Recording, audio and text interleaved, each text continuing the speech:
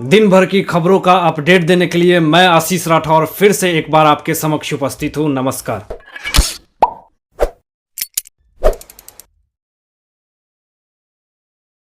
आज एनसीबी का सबसे बड़ा जो फैसला आया है चार्जशीट, यानी उसके आने से रिया चक्रवर्ती की मुश्किलें बहुत ज्यादा तेजी से बढ़ चुकी है। अनुराग कश्यप, तापसी पन्नू की दिन प्रतिदिन मुश्किलें बढ़ती जा रही। हो सकता है कि गिरफ्तारी की तलवार भी लटक सकती है। इस पे कंगना रनावत ने बहुत ही भड़काऊ भाषण दिया है।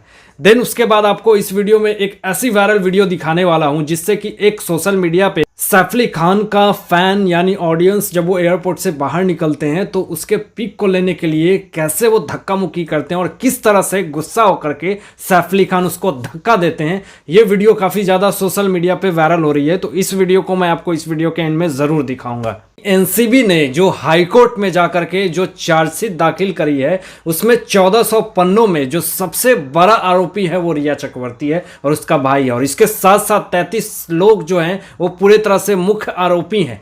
कहने का मतलब कि ये जो चार्जशीट दाखिल हुआ है एनसीबी की तरफ से, इसमें जो बड़ी कार्रवाई सामने आई है इसमें ये आई है कि रिया चक्रवर्ती कहीं ना कहीं इसमें बहुत बड़ी सस्पेक्ट है, बहुत बड़ी कल्प्रिट है। तो अब मामला ये सामने आया है कि ये सारी मुसीबतें के बाद क्या रिया चक्रवर्ती की मुश्किलें और ज़्यादा बढ़ने वाली है? क्या रिया चक्रवर्ती अपनी ज़िंदगी में और ज़्यादा स्ट्रेस में जीने वाली हैं?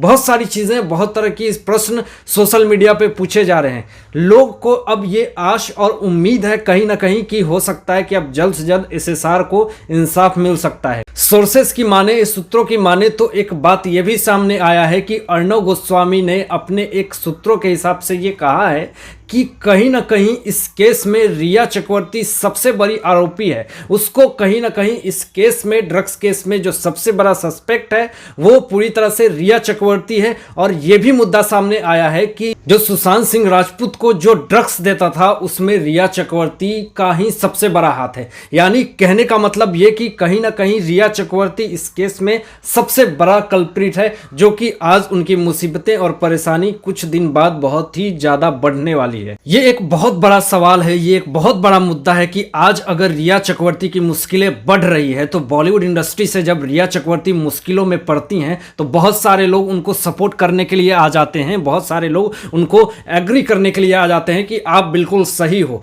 बॉलीवुड इंडस्ट्री से बहुत सारे ट्विटर, बहुत सारे मीडिया के थ्रू बहुत सारे लोगों ने अपनी आवाज़ पहुंचाई कि नहीं, रिया चक्रवर्ती बहुत ही सही हैं, उन्होंने कभी गलत नहीं करा, बहुत इनोसेंट है, उनके फैमिली के साथ बहुत गलत हो रहा है। ऐसी अफवाहें, ऐसी जो ट्वीट है ऐसे सोशल मीडिया के थ्रू आने लगी। लेकिन आज एनसीबी का जब चार्जशीट दाखिल हुआ है तो जिसमें टॉप मोस्ट में सबसे जो बड़ी कल्प्रिट है वो रिया चक्रवर्ती है और उनका भाई सौविक है। तो आज कोई भी बॉलीवुड इंडस्ट्री का कोई इंटरटेनर अपनी विचार, अपनी ओपिनियन क्यों नहीं व्यक्त कर रहा है कि आज अगर एनसीबी में सबसे बड़ा जो सस्पेक्ट है, कल्प्रिट है, वो सबसे ऊपर जो लिस्ट में है वो रिया चक्रवर्ती है। तो आज कहीं ना कहीं सामने आकर के जो बॉलीवुड इंडस्ट्री के जो ठेकेदार हैं उनको आकर के सामने अपनी ओपिनियन रखनी चाहिए। जो मैं अपनी बातें बोल रहा था उसमें कहीं ना कहीं गलत है। अब बता दें आपको कि बॉलीवुड इंडस्ट्री से रूमी जाफरी एक फिल्म डायरेक्टर है जो चेहरे फिल्म का डायरेक्ट कर रहे हैं, जिसमें अमिताभ बच्चन, इमरान हाशमी है, तो वो काफी ज्यादा सपोर्ट कर रहे हैं रिया चक्रवर्ती को। तो आज कहीं ना कहीं जब वो सबसे बड़ी सस्पेक्ट जब एनसीबी के थ्रू आई है तो कहीं ना कहीं उनको अपना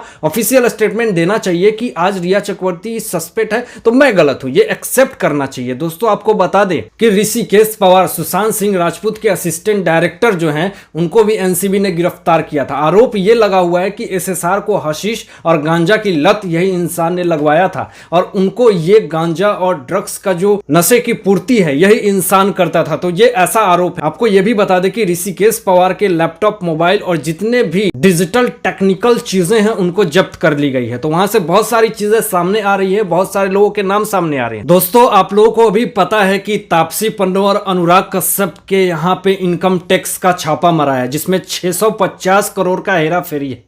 और ये एक रिसिप्ट भी मिला है तापसी पन्नू के यहाँ कि 5 करोड़ का रिसिप्ट मिला है जिसमें ये टैक्स ना जमा करने की रिसिप्ट ले रही हैं। तो ये सारी चीजें, और फैंटम फिल्म्स है उसमें 300 करोड़ का घोटाला है। तो ये एक जो मुद्दा है वो कहीं ना कहीं पॉलिटिकल एंगल लेते हुए दिख रहा है। और आपको बता दें कि शिवसेना की तरफ से ये बयान आया है कि ये पूरी तरह से बीजेपी का खेला हुआ, सोचा समझा हुआ चाल है। कहने का मतलब ये कि तापसी पन्नू और अनुराग कश्यप आए दिन मोदी जी बीजेपी के विद्रोह में कुछ ना कुछ ट्वीट करते हैं, कुछ ना कुछ बातें करते हैं। तो इसी समय क्यों उनके यहाँ ही क्यों इनकम टैक्स का छापा मारा है? बॉलीवुड इंडस्ट्री में बहुत सारे ऐसे लोग हैं, उन सारे लोगों के यहाँ क्यों नहीं छापा मारा है? तो शिवसेना की ये जो बयान है कहीं ना कहीं ये दिखा रही है कि ये बॉलीवुड माफिया को बचाना चाहते हैं। कहीं ना कहीं ये चीज सामने आ रहा है कि ये बॉलीवुड माफिया को सही साबित कराना चाहते हैं। हालांकि शिवसेना को ये कहना चाहिए कि चलो अच्छा हुआ कि सरकार के पैसों का जो घोटाला कर रही है उसको कहीं ना कहीं बीजेपी मोदी सरकार इसको पूरी तरह से क्लीन कर रही है, साफ कर रही है। तो इसमें कहीं ना कहीं शिवसेना को आकर के सपोर्ट करना चाहिए। लेकिन उनका क्या कहना है कि ये अपनी खुन्नस निकाल रहे हैं बीजेपी सिर्फ और सिर्फ अनुराग कश्यप और तापसी पन्नू के यहाँ छापा मार के। बता दें कि जब से छापा मारा है उनसे लगातार पूछताछ हो रही है, बहुत सारी चीजें निकली, 33 से 34 जगहों पे रेड पड़ चुकी है, बहुत सारे सबूत मिल रहे हैं और इतने बड़े घोटाले बॉलीवुड इंडस्ट्री में हो रहे हैं। तो कहीं ना कहीं इकोनॉमिकल सिस्टम का जो बैलेंस है, गड़बड़ाने का जो पूरा सा श्रेय है वो कहीं ना कहीं बॉलीवुड इंडस्ट्री को ही जाता है। और बॉक्स ऑफिस के जितने सारे पैसे हैं, जितने सारे बड़े बड़े ट्रांजैक्शन है, उसका क्या काला कारोबार है, ये आज पूरी तरह से बीजेपी की सरकार पूरी तरह से उस पर कंसंट्रेट की हुई है और बहुत जल्द वहां पे क्लीन चिट हो रही है। इस विचार पे, इस मुद्दे पे ही कंगना रनावत का एक बहुत ही बड़ा बयान, बहुत ही भड़काऊ बयान आया है। उन्होंने कहा इन दोनों को, तापसी पन्नू और अनुराग कश्यप, टैक्स चोर हैं, चोर चोर मौसेरा भाई। उन्होंने ये भी कहा कि अनुराग कश्यप तो एक नंबर का चोर इंसान है जो टैक्स चोरी करता है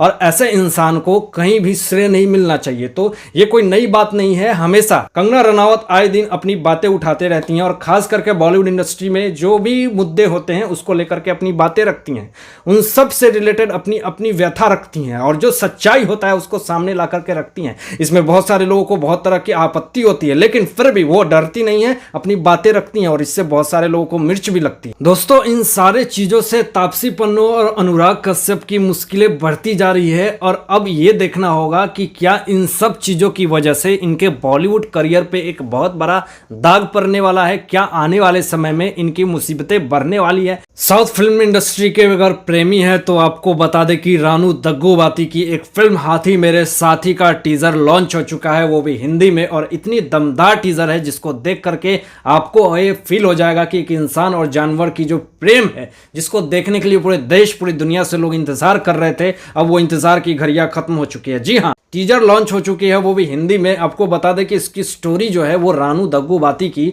एक ऐसी कहानी है जो कि जंगल में रहता है और ये एक इंसान और एक हाथी के बीच की स्टोरी है। दोनों कितने अच्छे तरीके से अपने जिंदगी को गुजारते हैं और कैसे एक इकोसिस्टम को प्यार करने वाला रानू दग्गूबाती, कैसे उसके लाइफ में जंगल में एक मुसीबतें आती हैं और जिस कारण से सब कुछ बिखर जाता है। एक इंसान और एक जानवर के बीच की एक ऐसी स्टोरी, एक ऐसी कहानी जिसको दिखाई गई है, जिसको देखकर आपको ऐसा फील होगा कि मैंने आज तक अपने लाइफ में ऐसी फिल्म नहीं देखी। तो आप ऐसी फिल्म को मिस मत करना। दोस्तों, वीडियो के एंड में आपको एक वीडियो वायरल दिखाने वाला हूं, जिस वीडियो में कैसे सैफ अली खान जब एयरपोर्ट से निकलते हैं तो उनके साथ एक फैंस उनसे एक सेल्फी लेना चाहता है, तो किस तरह से धक्का देकर के वो उसे हटाते हैं, आइए इस वीडियो में देखिए।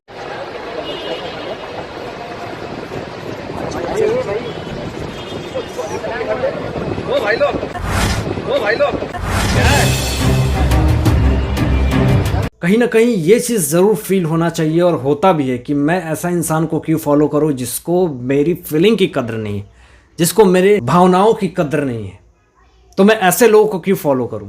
और कहीं ना कहीं अगर आज आप उनको फॉलो कर रहे तो आज आपकी वो इज्जत, इमेज की कद्र नहीं कर रहा है। दो लोगों के सामने धक्के दे करके जाना, क्या ये आपकी इज्जत पे एक बहुत बड़ा दाग नहीं है? कहीं ना कहीं आपको क्या ऐसा फील नहीं होता कि मैं इसके सामने कितना छोटा हूं? आप सब अपने आप में एक सेलिब्रिटी हो, आप अपने आप को देखो, और सेलिब्रिटी हर एक इंसान है अपने आप में। हालांकि इस वीडियो को देखने के बाद आप लोगों की क्या सोच है, आप लोगों की क्या विचार है, और बताए हुए हर एक न्यूज़ पे जो मैंने अपडेट दिया उस पे आपकी क्या विचार है, अपनी विचार व्यक्त कीजिएगा जरूर इस वीडियो में। तो आज के लिए बस इतना ही।